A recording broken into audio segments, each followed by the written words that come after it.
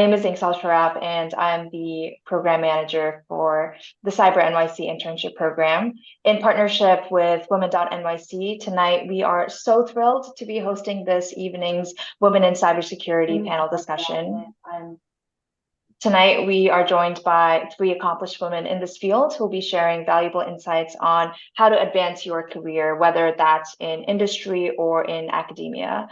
We'd like to take a moment now to thank our wonderful panelists, Leanne Empey, Dr. Ping Ji, and Jennifer Mulvey-Hill.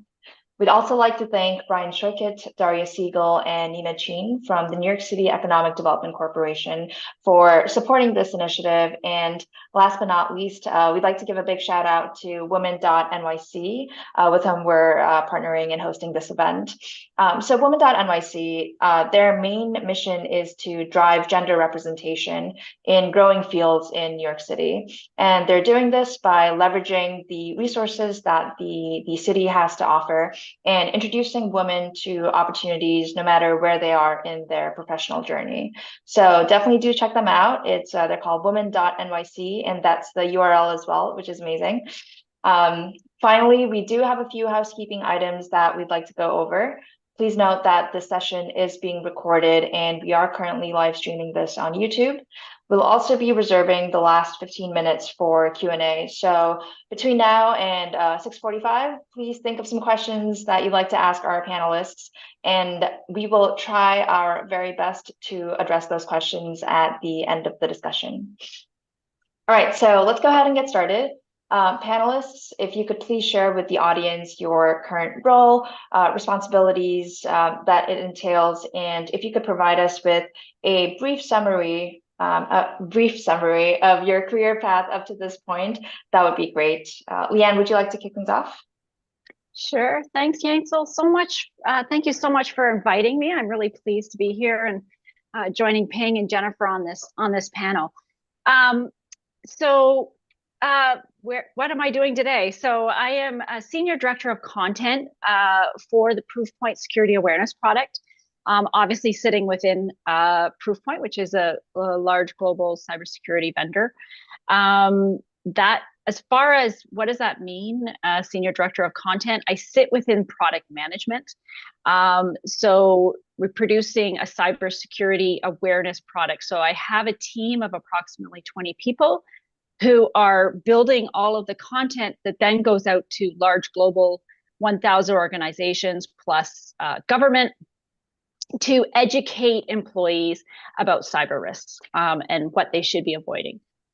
So that team consists of, security content experts, writers, editors, designers, web developers. I have a behavioral architect on my team and project managers. So a really diverse team, and it's a lot of fun.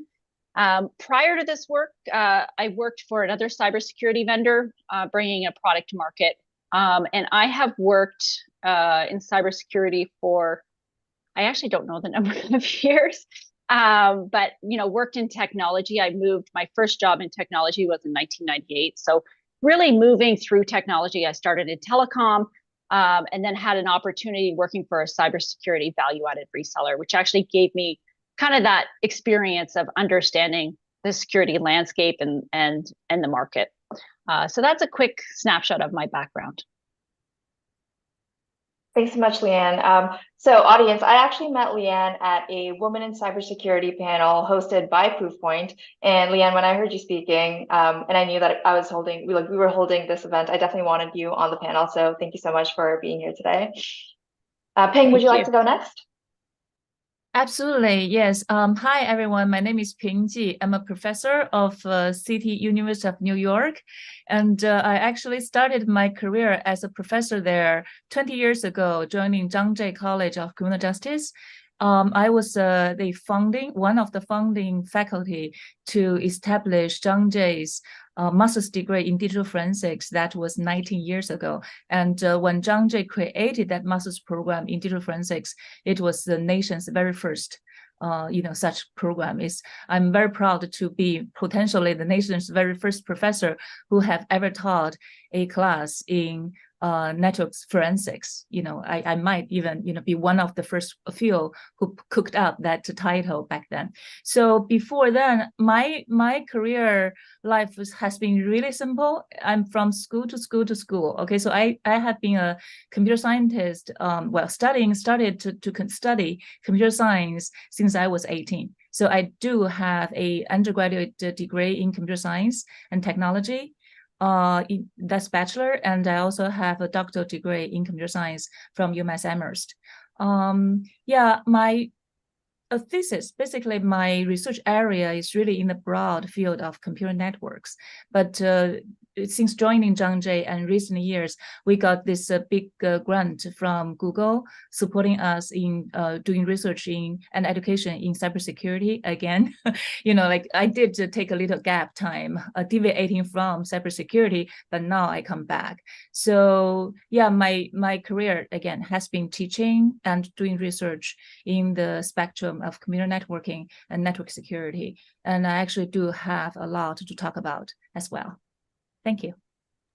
Thanks so much, Ping. I feel like it was very serendipitous for us to meet at the Google CUNY showcase. So thank you for being here. And last but not least, Jennifer. Hi, good evening, everyone. Thank you so much for inviting me, and thank you to everybody in the audience who's spending this hour with us. Really excited to just have this conversation, and with my esteemed co-panelists, just inspiring women that I can't wait to learn from. My name is Jennifer Mulvihill. I work for a company called Security Scorecard.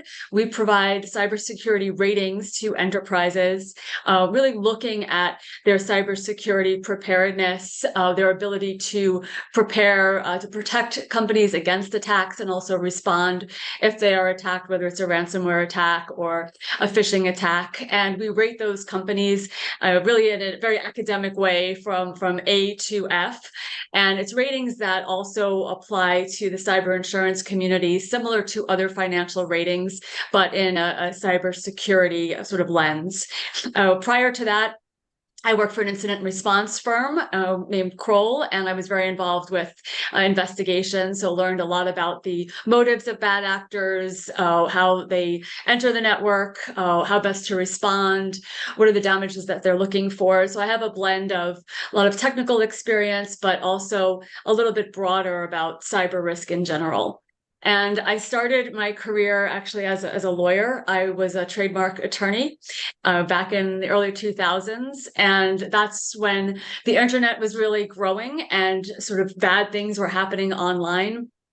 Specifically trademark infringement, copyright infringement issues. eBay was very popular around the time. So I was very interested in really cyber crime, criminal activities that were taking place online and using the computer really as a weapon. But prior to that, I have a liberal arts degree. I studied English and Spanish. I'm a native New Yorker. And, I'm here to really say to everyone, no matter what your background is, there is a place for you in cybersecurity. So I don't have technical training. I don't have an engineering degree, but there's a spot for everyone. And as a native New Yorker, I'm really excited to see what everybody's doing here in New York. I also run a Women in Cyber Leadership non-for-profit that's headquartered out here. So I'm very involved with women helping women and giving each other opportunities to really succeed and celebrate each other in this cybersecurity space. So very happy to be here and look forward to the next hour. Thanks so much, Jennifer. The reason why we wanted to bring the three of you here today is because we wanted to represent women in cybersecurity in academia as well as in the industry. So, Jennifer, you're representing both. Ping, you're representing academia, and Leanne, industry. So because of these varied backgrounds, I want to switch gears to the discussion portion of today's session. Which is, I'm curious to know from everyone, from all the panelists, your definition of cybersecurity. So cybersecurity has various meanings.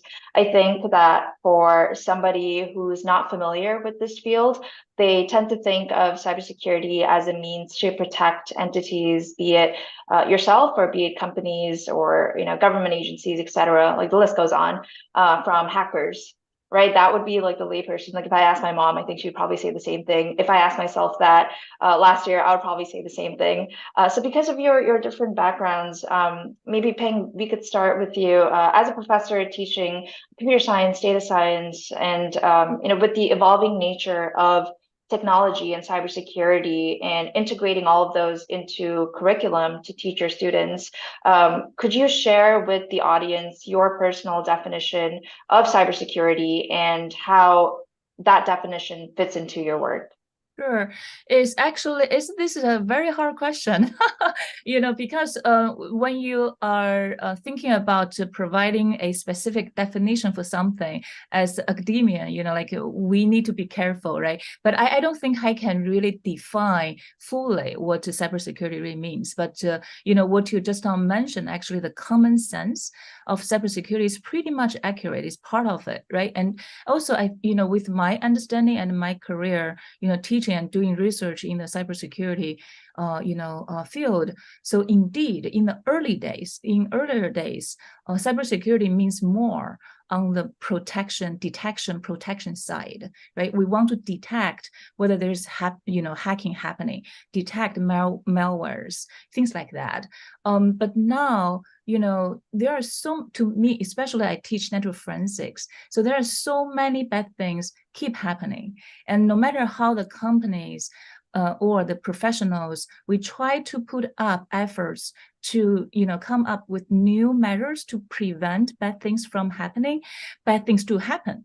So when bad things happened, I think part of, more and more a very important aspect of cybersecurity, which indeed is the forensic side, is taking a role. But however, that given how the internet is designed, conducting cyber forensics actually is extremely difficult. This is actually why I think Jennifer's job is very inspiring. And I actually was thinking about that. How do you assess the cyber risks? Is very difficult now if you know more about how the internet is put up. So to me, cybersecurity not only includes those technologies or measures or means to detect and prevent bad things from happening, it also includes what do we do afterwards. Also, nowadays, with the booming of social media, another important aspect of cybersecurity is the contents. Right? We do worry about the privacy, the data privacy, but now what about the content integrity?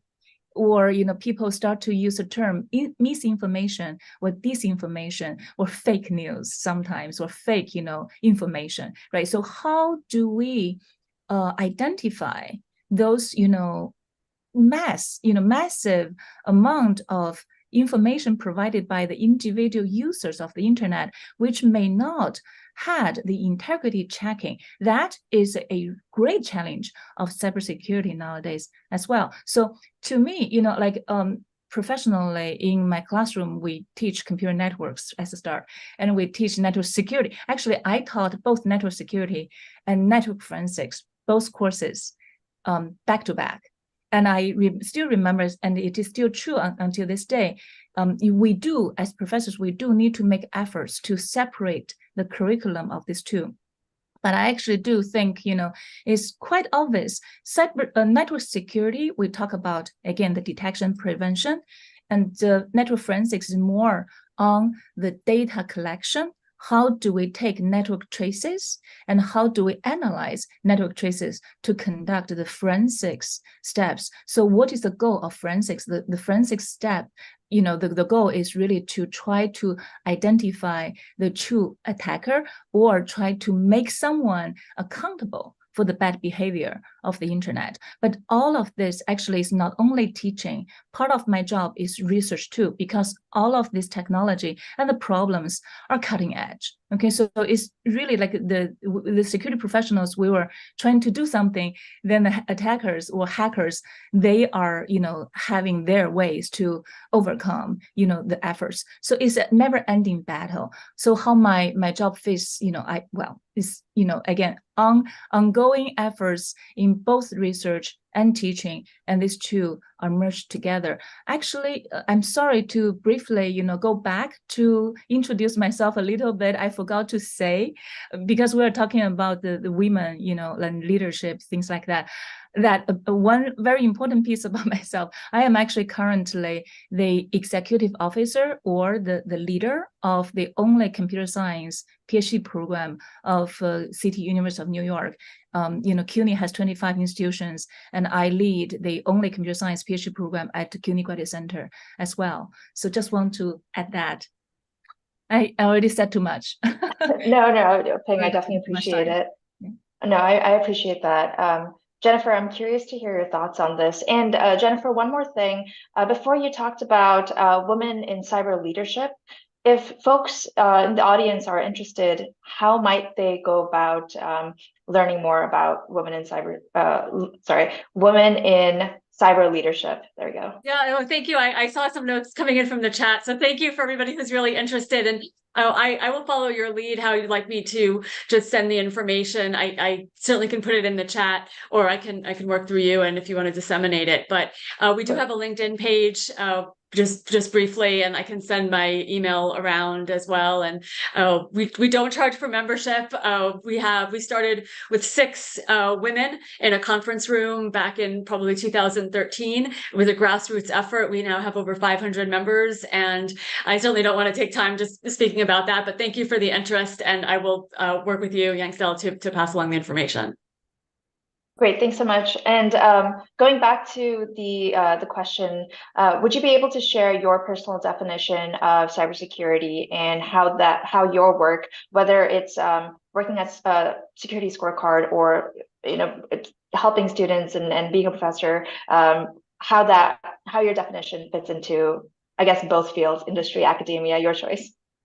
Yes, I will. And I just want to say, one of the wonderful things about this, panels in general with other women, we become friends. And I know this panel, we are going to become friends very quickly. And Ping, I agree with a lot of the remarks that you made. I'd love to exchange information about your coursework. And I agree with you that there is such a huge component of cybersecurity that by definition is really about the protection of data. And if you look up the definition of cybersecurity from some of the agencies in government, you will see that definition is, the protection of data in terms of its confidentiality, its integrity, and its availability. So there is that technical definition that has been widely accepted. From a cybersecurity scoring perspective, we score enterprises based on 10 risk factors, and those 10 risk factors could be something like multi-factor authentication, certain protocols that an enterprise has adopted or has not adopted that either will protect them against unauthorized access from bad actors into the network,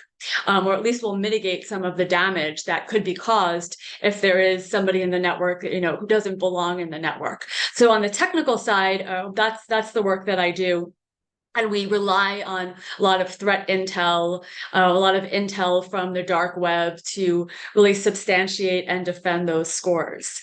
However, my definition, a little bit broadly, to really encompass not only industry, but also academia, and then also just, as a citizen of the United States, I believe that cybersecurity is a way for us to protect our way of life. I think that our nation is under significant threat, not only by individuals, but by other nation states.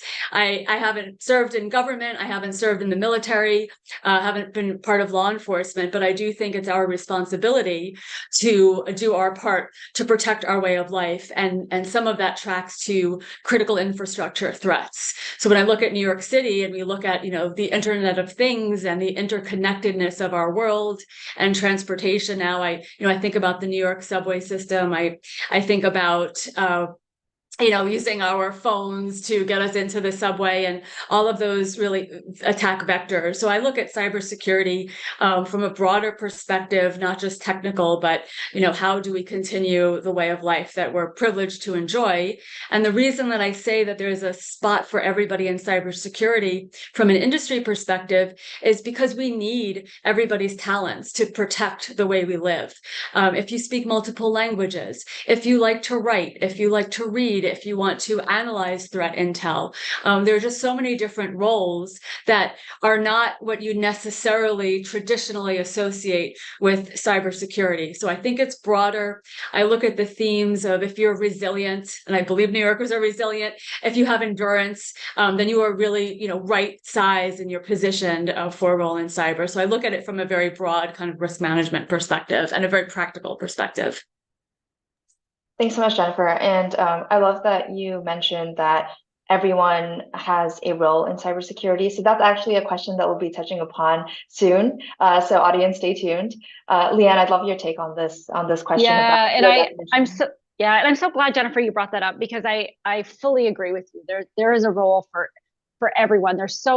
I think that's one of the things that I really love about cybersecurity is that it is so diverse. And I work with such a range of talented people within the organization and outside the organization when I'm talking with customers. And those roles are quite diverse. And then as far as, I agree with the definitions we've talked about, protecting networks, devices, people, data.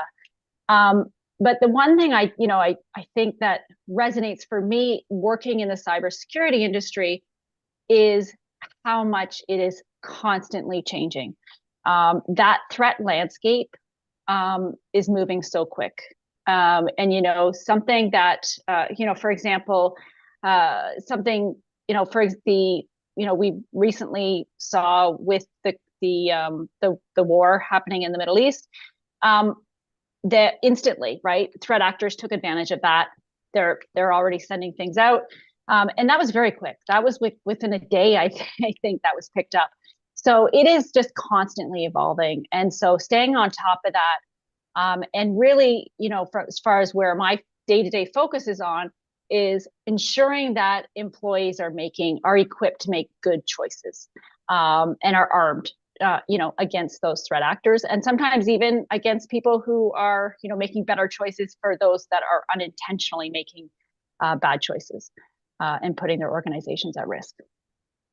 May I follow up on what Jennifer and Leanne mentioned? So I think I do want to add one more point about cybersecurity is that do remember cybersecurity is not only about cyberspace. There is a connection between online and offline crime. So like human trafficking, drug dealing, all of that, and business, right? The espionage situation. So this part is related to what Jennifer said. How do we support the human beings with a better living?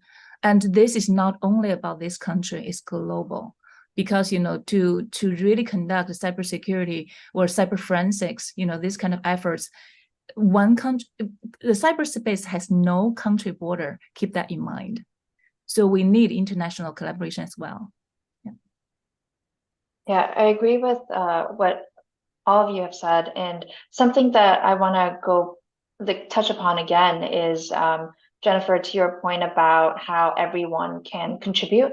So in all of your intros, Leanne, you are you're in the product field. You're working with cybersecurity content, Ping, you're a professor, Jennifer, you're doing risk analysis. I'm curious to know, and I think the audience would love to know as well, do you have to have a technical background in order to join and become a part of this industry? And did you have a technical background prior to entering this industry? And if not, curious to know what steps you took to reach your current position, because everything that you've said so far, just a wealth of knowledge.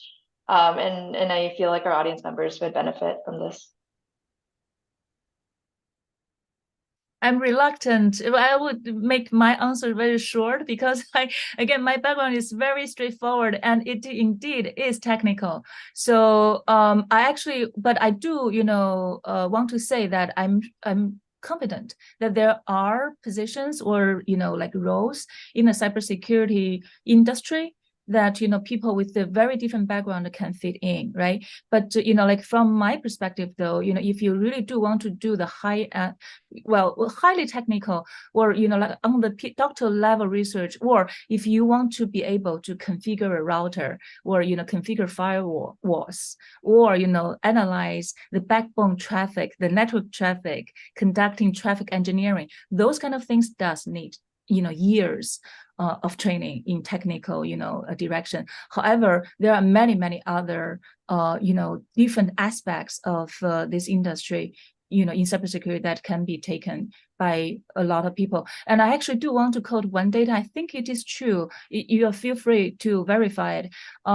I think the last time I checked, the number of cybersecurity job openings in this nation is actually 10 times of the total number of computer science diplomas this nation provide or award every year.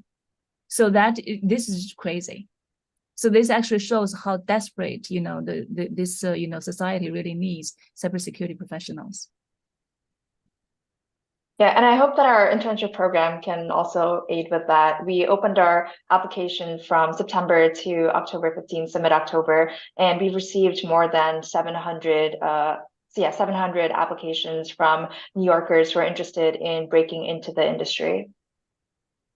Yeah, so to my previous question about, do you need a technical background? Either Jennifer or Lee, if you'd like to tackle that. Yeah. No, I think, to Ping's point, yes, there's certain jobs that, yes, you need to have, technical background and experience, but there are a lot of roles across, depending where you go, that you do not need a technical background. I have a degree in economics and law. And I started my career not in technology, actually, but then realized that I wanted to move into technology. It was the time of the telecom boom. So that's where I went. And I learned, I studied, different technology. I could talk it. I could understand. Could I go and do something, program something? No, that was not my job. And my opportunity in the cybersecurity space was as VP of marketing for a cybersecurity reseller. So it was a very niche, and it gave me the opportunity to really understand the market, understand the problems, I think, more that were being solved, more than anything, and those opportunities. And then I kind of went, did other things along that route, training in the training space, et cetera, which is where I am today. So, and I mentioned I have a team of people who definitely understand. I have some who are definitely, I'd say, more proficient in understanding this cybersecurity landscape. But we have creative writers, we have designers, that's just within my team. But there's lots of other people, fulfilling different roles. Threat research analysts, I think, have a fascinating job to do, understanding that threat landscape. So lots of roles out there. I could jump in. I'm not technical at all. Oh, I can't do math. I haven't taken math or science since high school, and Excel spreadsheets make me nervous. So I have a liberal arts background. I majored in English and Spanish, and then I continued, my education at law school. And for me, when I started working as an attorney, and I specialized in trademark work, and that's when I saw a lot of trademark infringement, incidents taking place online, eBay in particular. I became very interested in what was going on in the internet. I mean, I did grow up with at least a Commodore 64 computer, but certainly didn't grow up in the world that, a lot of, I'm sure, attendees are growing up now, and you're already ahead of the curve because you're very tech savvy. But for me, I enjoy just understanding of the crimes that could take place in this fascinating environment, called the internet. And having been a trademark attorney, that's really considered the protection of intangible risk. And until recently, I think cybersecurity and cybercrime was a little bit like that. But now we have the crossover between the cyber and the physical, and when a cyber attack can result in physical damage. So I think there's a convergence there. But for the skills that I think, are applicable for a cybersecurity role, it can be, speaking two languages. If you're on the dark web, let's say you want to be a ransom negotiator and you want to be on the dark web and communicate with a threat actor from another nation, speaking that language is really advantageous. Being able to read and write and communicate, analyze, communicate to the board, work with, some of the technical folks in an investigation and be able to translate some technical terms to a more business memo or those types of presentations. And I think off the top of my head, there are easily 35 or 40 roles in cybersecurity that are broader than maybe some of the traditional STEM skills that you're hearing about. So also, I'll just tell a quick story. I have a student of mine who has been a cook in a corporate kitchen for 12 years, and he's looking to join the cybersecurity workforce, and he's first starting to study cyber, and he's very curious about how he's going to fit, how is he going to explain the last 12 years. And he can explain it because as a cook he's been very aware of food safety, of process, of the order in which ingredients have to be put into a dish. And I said all of that is very relevant for cyber because you have sensitivity to safety, and that can apply to data, the order of a process.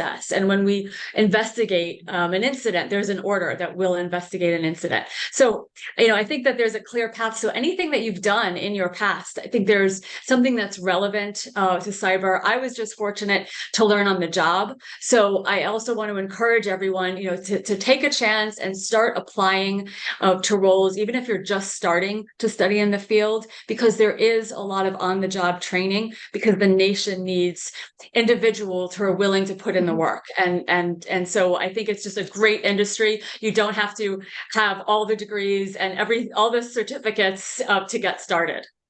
Yeah, and I think I just wanted to add to that, Jennifer, too, is that there's a lot of training out there for free in the marketplace as well, and some certifications that you can sign up for to at least, like, if you really are at a starting point and really wanting to understand the landscape, etc.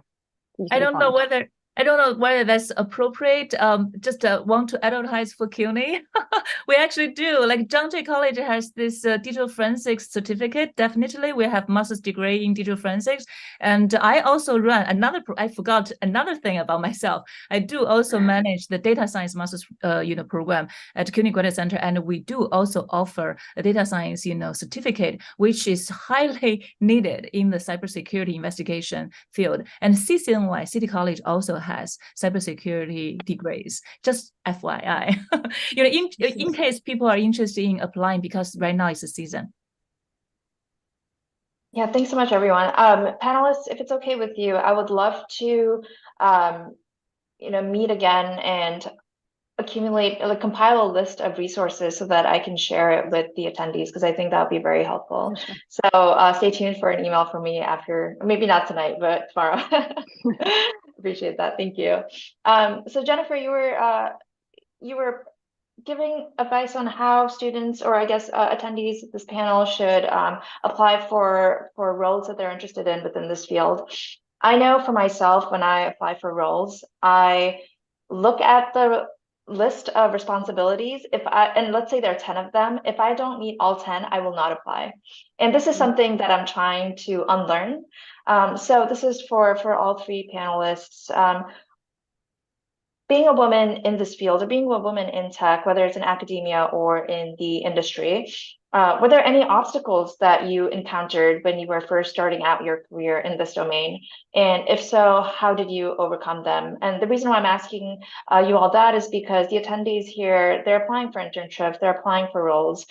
So what you have to say, I feel like our audience members will take to heart.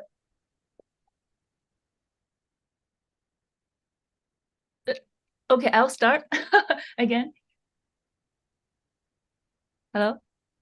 Yeah, go ahead, Peng. Yeah, okay. So I want to maybe start by saying, I'm from China, as you can see, and somehow I came to the States, then realized that United States 25 years ago, the world somehow, seems to view China quite differently than what I have known and experienced, while growing up in Beijing. So basically, as a woman who studied computer science for undergraduate in the best science and technology school in China, Tsinghua University, I have actually never experienced or had any sense about the gender discrimination until I started my full-time job here in New York City.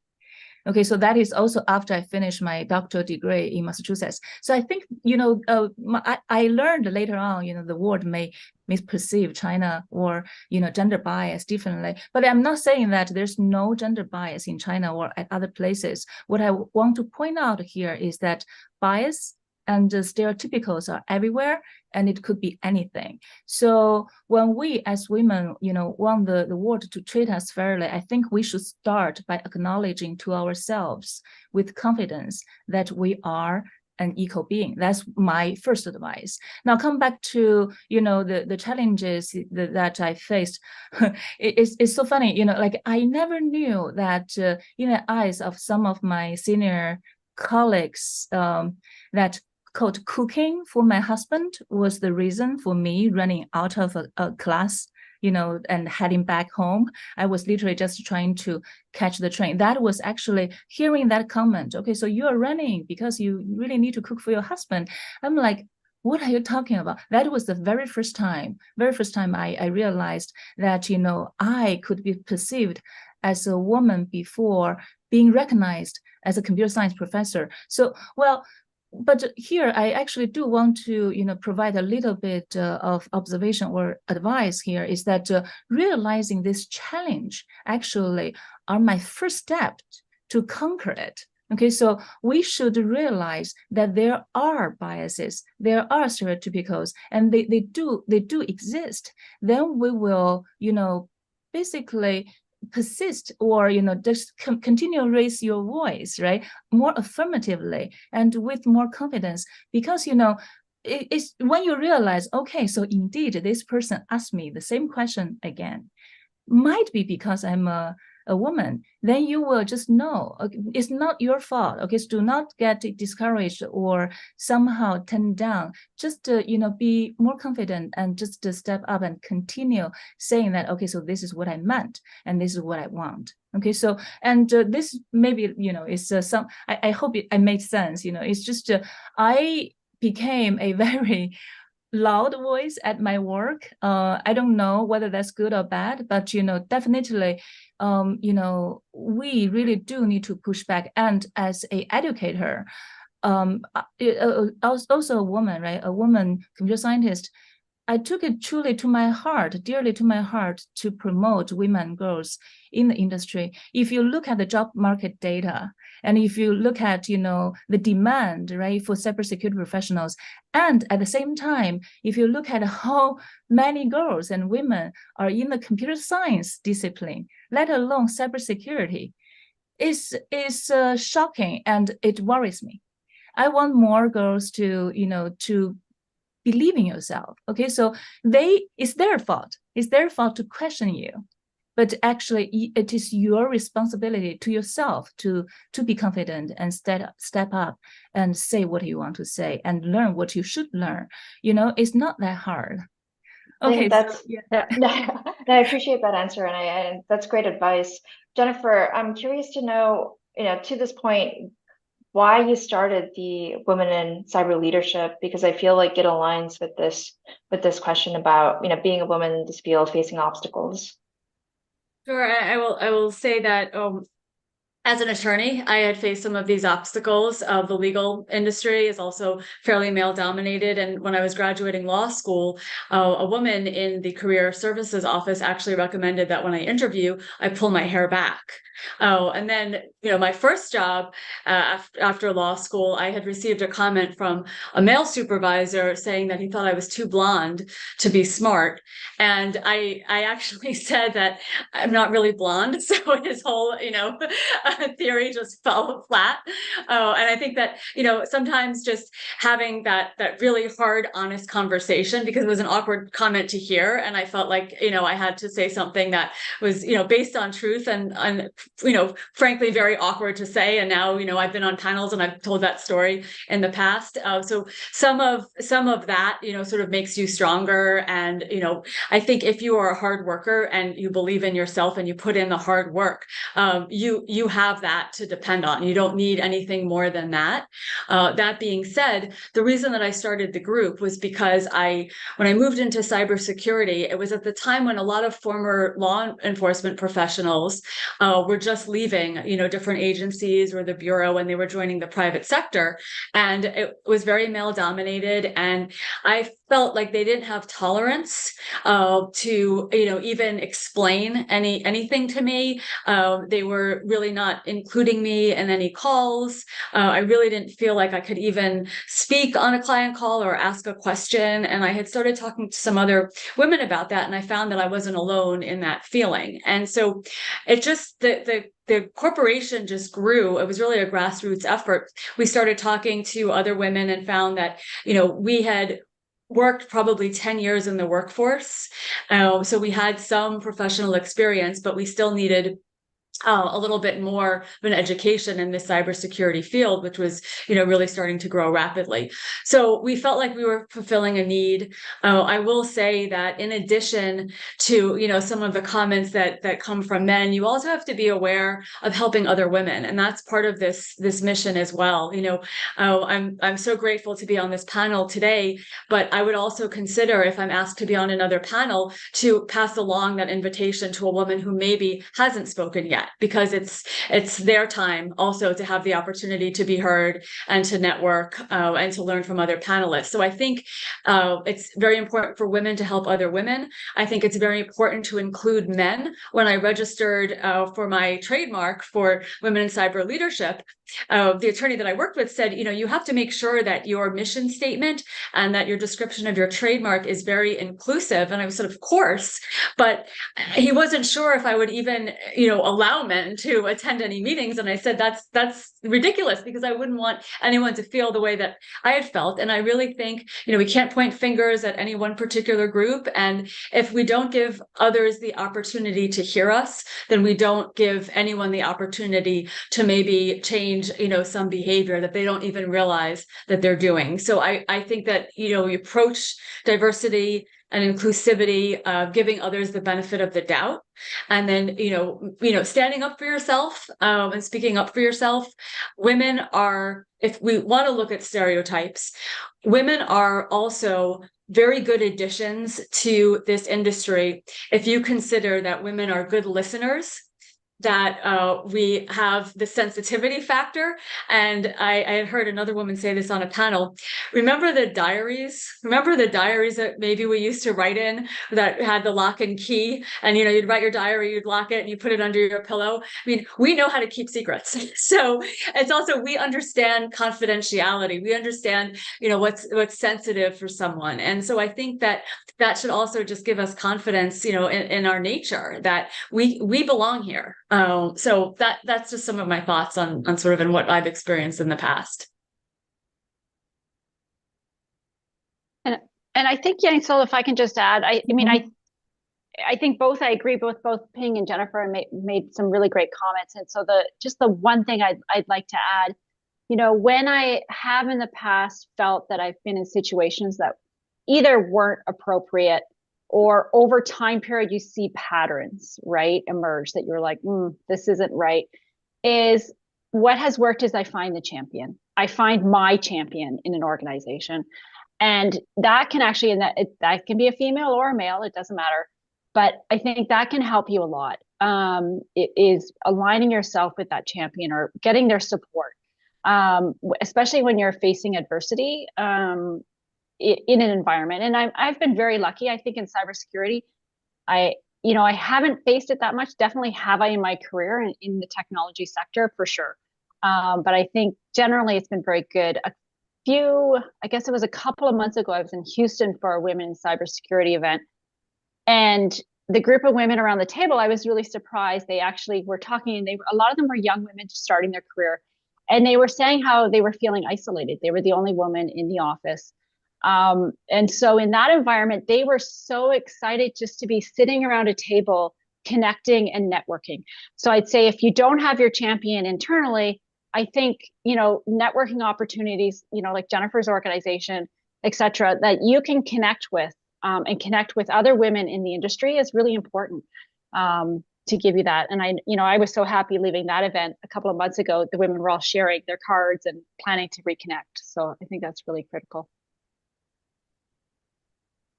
Thank you. And talking about networking, panelists, are you all okay with me sharing your LinkedIn profiles with the attendees after this event? Sure. Okay, For sure. Perfect. Thank you so much. So I want to be cognizant of time. It's 6:47. I would love for us to open this up for Q&As. So if anybody has any questions to ask our panelists, please feel free to add it in the chat, or if not, please virtually raise your hand and we will go ahead and unmute you.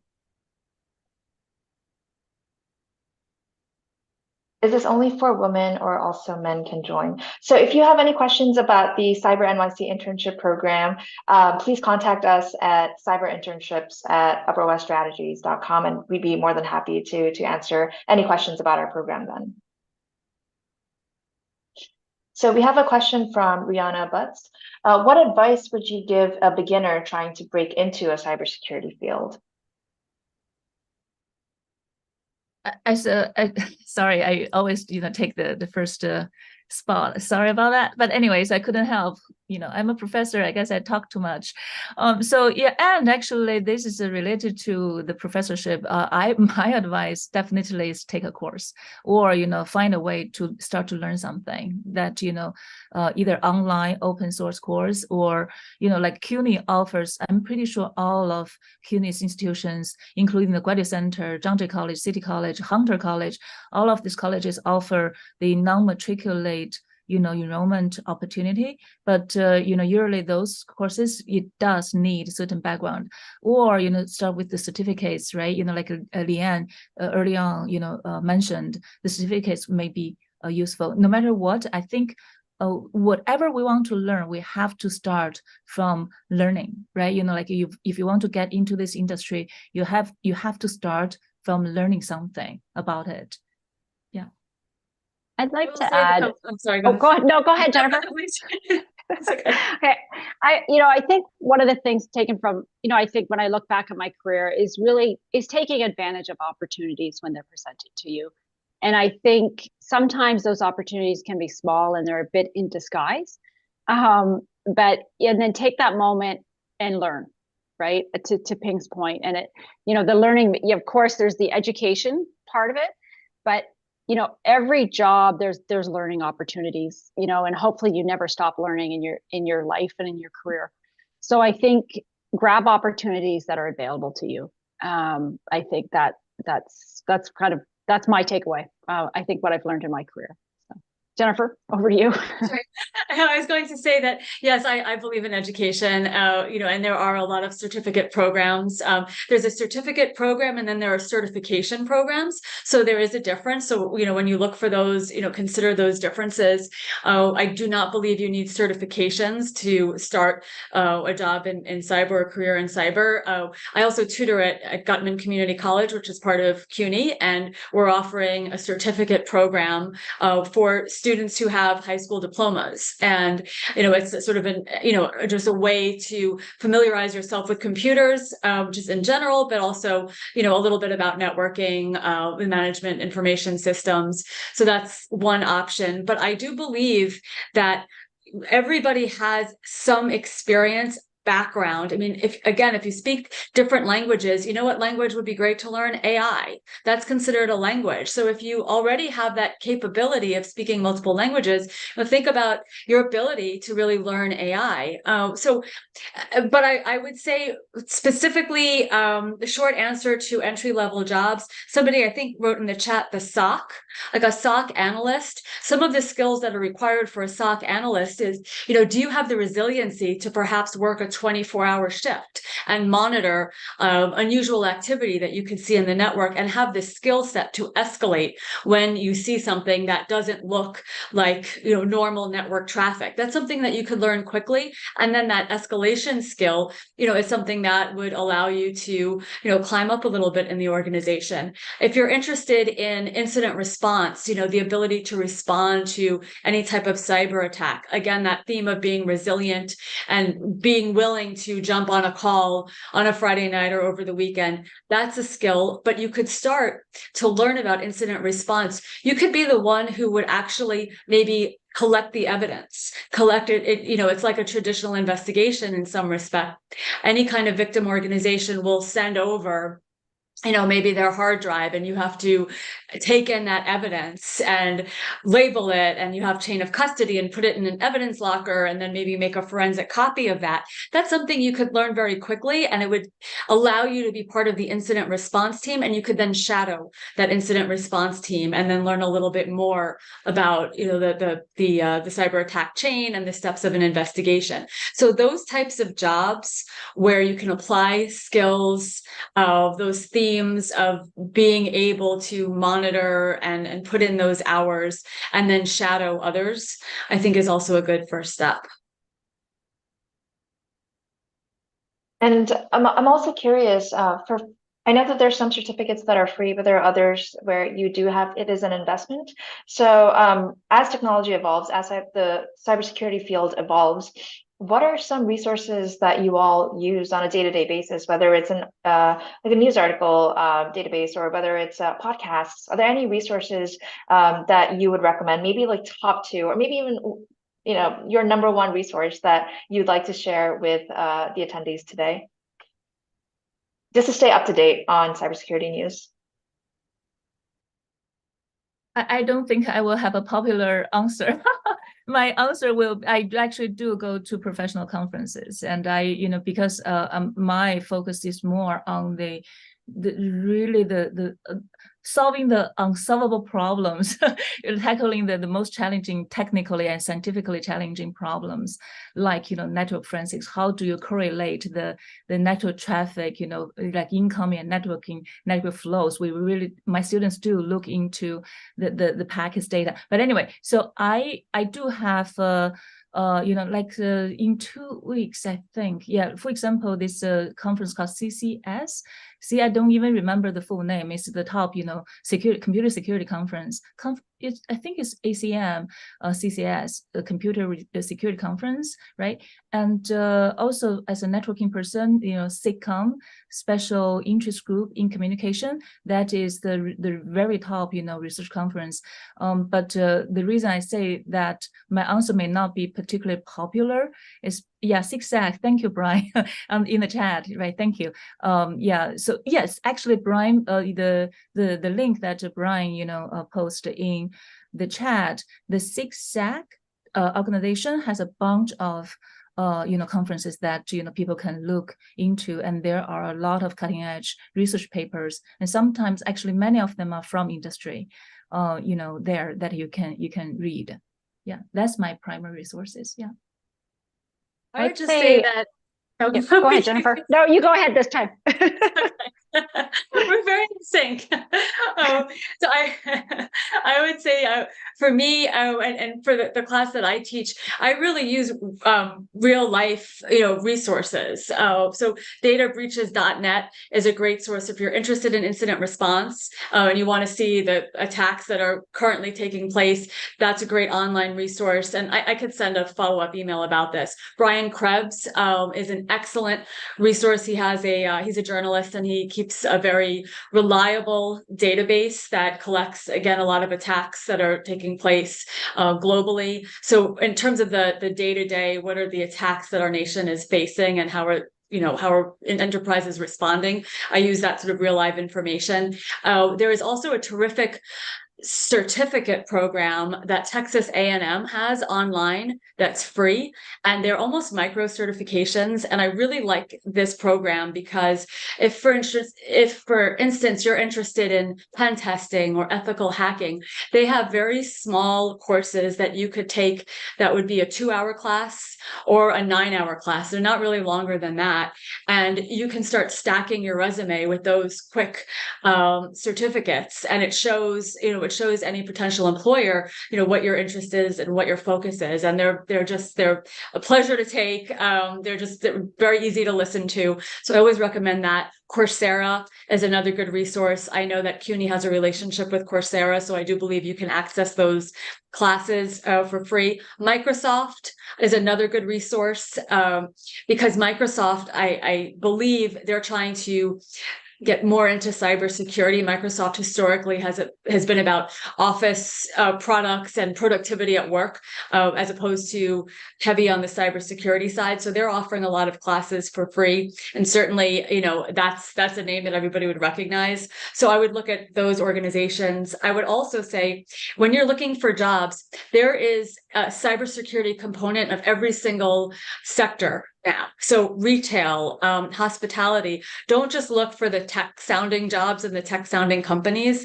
There was a great internship at the New York Public Library, for example. So if you just look at your own daily journeys through all different stores and restaurants, think about looking those companies up online and seeing what's available there. Yeah. And I would just add too, as well as I know, Jennifer, you mentioned, I think a lot of the security vendors, they're publishing information on the threat landscape constantly. So if you want to keep up to date on the threat landscape, that's a great free source. They obviously are seeing a lot of traffic, they're analyzing it, and they all have paid services, but they publish a lot of free information as well.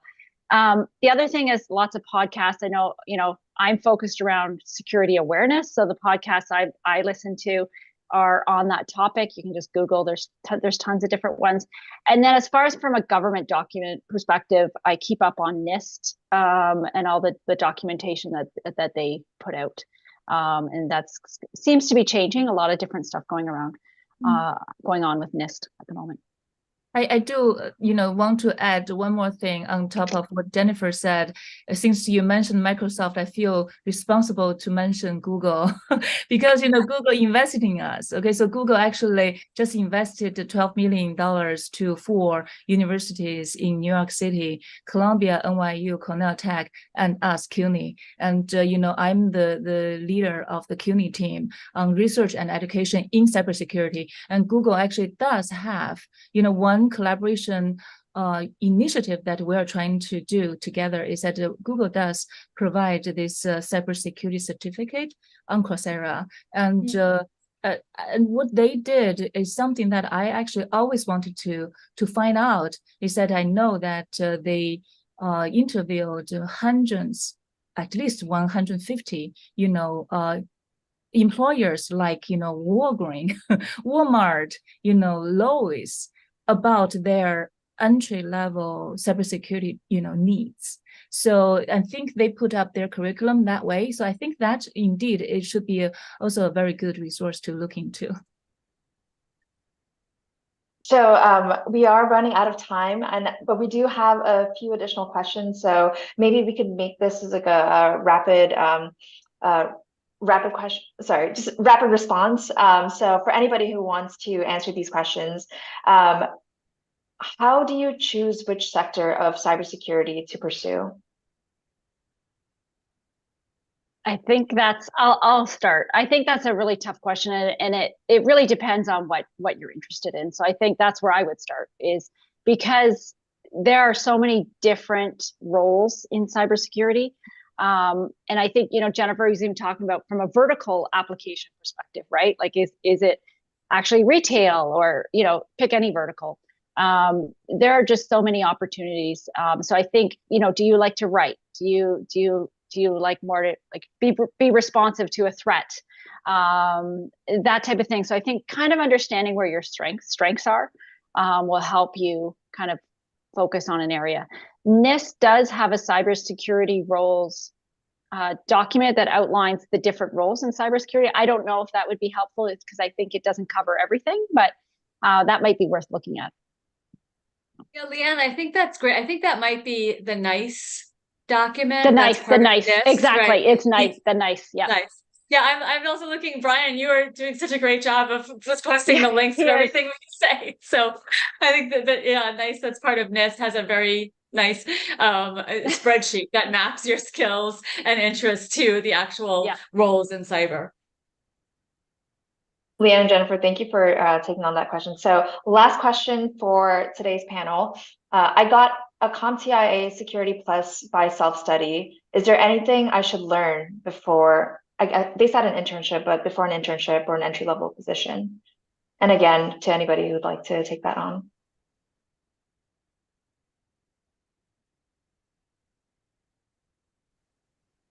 I'll say congratulations. That's not an easy one to get. So first of all, congratulations. And it's great that you did that self-study. You know, that is a requirement for a lot of internships. So I think going down that path, there are a couple of different certifications under the CompTIA program. There is also Cisco certification, but I think that if you have some work experience and your degrees and then CompTIA Security Plus, I think that's an excellent start. So if there's always more to learn. Maybe if you don't want to go through another certification program, I know that's a fairly long one. You could look at the Texas A&M program, and the website is actually teex.org. And I'll send a follow-up, but that might be nice to complement that certification with some of these micro certifications in something very specific, like incident response or ethical hacking. Thanks, Jennifer. And Ping, did you want to add something to that as well? No. The last thing that I want to say too, regarding how to prepare for an internship, I would also recommend Capture the Flag events. We held one a few weeks ago, and it's a great way for you to implement what you have been learning in school, or whether you're in school or you're doing a boot camp training. It's a great way for you to implement all of those skills and do these challenges with a group of folks so that you're not doing it by yourself. It's a great way for you to be able to explain how you're solving these challenges with other people, and it's a good way for you to retain that information as well. I know that I'm not a panelist, but I just wanted to put that one out there. All right, so it is 7:03. Again, just closing remarks, all panelists, Leanne, Ping, Jennifer, thank you again for speaking on our panel today. Thank you, EDC, Women.NYC, for your support and your partnership. And lastly, thank you to our audience members. I know that it's a Wednesday evening, and if you're still here, I am so happy for you, and I'm so proud of you, and thank you for your commitment. And I do hope that after leaving this panel, not today, not tomorrow, but you're also asking yourself how you define cybersecurity. And as you start delving deeper into this field, I'm curious to know if your definition of cybersecurity changes as well. But again, thank you so much, everyone. Have a great night, and hope everyone is staying warm. Thanks, everyone. Thank you. Thank you. Bye. Take care. Bye.